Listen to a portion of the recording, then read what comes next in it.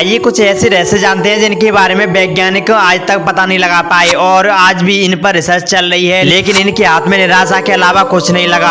Fact number 1, the SS Ourang Medan. जून 1947 को जब एक बहुत ही रहस्यमयी घटना घटी। यह वह दौर था जब मलक्का की खाड़ी से बहुत ही मालवाहक जहाज चला करते थे, लेकिन एक दिन अचानक औरंग मेडान शिप से एक मैसेज आया कि हमारे ग्रुप मेंबर नहीं रहे। तो आपको जानकर हैरानी होगी, वहाँ पर किसी के शरीर पर कोई भी चोट के निशान नहीं मिले थे। यहाँ तक कि उस जहाज पर रहने वाले कुत्ते भी बेहोश हो गए थे और आज तक इस घटना के बारे में कोई पता नहीं लगा पाया आखिरकार वहाँ पर हुआ क्या था। तो आज भी यह रहस्य ही बना हुआ है।